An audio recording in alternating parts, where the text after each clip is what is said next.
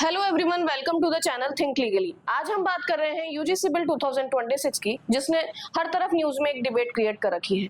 आप as a student नहीं, as a citizen देखिए कि क्या है ये यूजीसी बिल 2026। क्या आपको पूरा मैटर पता है?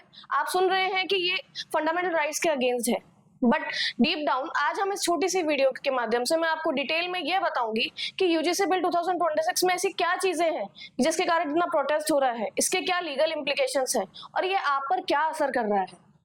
हम एक एक करके ये जानेंगे कि आखिर यूजीसी बिल 2026 आया कहां से और यूजीसी ने ऐसा एक्शन क्यों किया और अब इसका आगे क्या होने वाला है। आपने रिसेंटली अभी देखा कि सुप्रीम कोर्ट ने इसके पे स्टे भी लगाया कि एक एक्शन लिया गया, उसमें ये बोला गया कि इसका इमीडिएट इफेक्ट को रोका जाए और आगे के लिए एक कमेटी सेटअप की जाए कि जिसपे इस रेगुलेशन को डीप डाउन स्टडी किया जाए और इसमें से ऐसे प्रावधान जो कि हमारे फंडामेंटल राइट्स के अगेंस्ट आ रहे हैं उनका रिमूव करके उनका ध्यान से दोबारा एक रेगुलेशन बनाया जाए। तो आज हम बात करते हैं कि आखिर ये यूजीसी बिल 2026 आया कहां से। ये बिल जो आया था ये 2019 के एक रिट पिटीशन से आया था जिसका नाम था mothers of Rohith Vemula and Payal Tadvi versus union of India. इसमें सुप्रीम कोर्ट ने ये क्लियरली मैंडेट किया कि 2012 से पहले वाले जो रेगुलेशंस थे वो इनइफेक्टिव हैं और कास्टिज्म से रिलेटेड एजुकेशनल कैंपस में काफी सारी कंप्लेंट्स आ रही है। तो एक स्ट्रिक्ट एक्शन प्लान लाया जाए ताकि ये जो डिस्क्रिमिनेशन हो रहा है कास्ट बेस पे उसको खत्म किया जाए। उनका मोटिव ये था कि हर स्टूडेंट को एक आर्टिकल 21 इंश्योर किया जाए और उनको ये सेफ महसूस कराया जाए कि हाँ राइट टू डिग्निटी है। बट हुआ ये कि उसके बाद 2026 में उन्होंने यूजीसी ने ये रेगुलेशन लेके आया जो कि एक लीगल कॉम्प्लिकेशन क्रिएट कर चुका है। अब हम बात करते हैं कि ऐसा क्या है इसमें, तो एक एक करके हम बात करते हैं। तो पहला इसके अंदर है रेगुलेशन 3C, जिसमें इन्होंने डिफाइन किया है कास्ट बेस्ड डिस्क्रिमिनेशन। पहले अगर आप उसकी पीडीएफ देखेंगे इस रेगुलेशन की तो पहले उन्होंने डिस्क्रिमिनेशन के लिए कह दिया। जी हाँ, हम बिल्कुल कहते हैं कि किसी भी इंस्टीट्यूशन में डिस्क्रिमिनेशन नहीं होना चाहिए, किसी भी बेस पे नहीं होना चाहिए। रेस, कास्ट, सेक्स, रिलीजन किसी भी बेस पे नहीं होना चाहिए।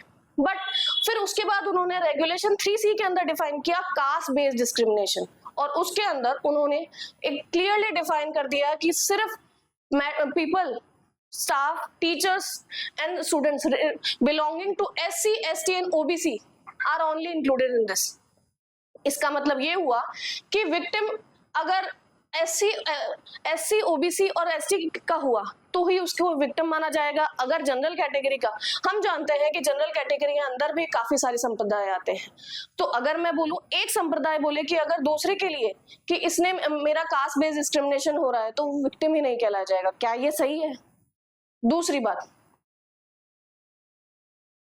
2024 में इसी का एक इनिशियल ड्राफ्ट आया था, उसमें फॉल्स एंड मैलिशियस कंप्लेंट्स का एक क्लॉज था, वो भी 2026 के इस ड्राफ्ट से रिमूव कर दिया गया। क्या कारण है आप भी सोचिए, समझ में नहीं आया। फिर तीसरी बात जो सब कह रहे हैं कि इसने आर्टिकल 15 के लिए भी एक टग ऑफ क्रिएट कर दी है। आर्टिकल 15 का क्लॉज 1 आप क्लियरली देख सकते हैं कि हमारा कॉन्स्टिट्यूशन का आर्टिकल 15 जो कि prohibition of discrimination on grounds of religion, race, caste, sex and place of birth की बात करता है। उसका क्लॉज 1 कहता है state shall not discriminate against any citizen on grounds of only of religion, race, caste, sex, place of birth और any of them. फिर उसके बाद सेक्शन 4 कहता है कि it's nothing in this article और in clause 2 of Article 29 shall prevent the state from making any special provision for the advancement of any socially and educationally backward classes of citizens of the scheduled castes and scheduled tribes। अब UGC ने इस clause 4 का हवाला देते हुए कहा है कि हमने इसके अंडर ये रेगुलेशन बनाया है। बट क्या ये जो against any citizen on the grounds की बात की जा रही है, फिर इसका क्या हुआ? इसमें जनरल कैटेगरी को क्यों नहीं इंक्लूड किया गया? जनरल कैटेगरी का भी डिस्क्रिमिनेशन फेस नहीं कर सकता क्या? अब सुप्रीम कोर्ट के अंदर ये मामला है और वे ये कहती है कि अब हम ये देखेंगे कि सुप्रीम कोर्ट क्या डिसाइड करता है, टारगेटेड प्रोटेक्शन ज्यादा इंपॉर्टेंट है या यूनिवर्सल इक्वालिटी। आपके इस बारे में क्या व्यूज है, कमेंट करके बताइए and stay tune on think legally.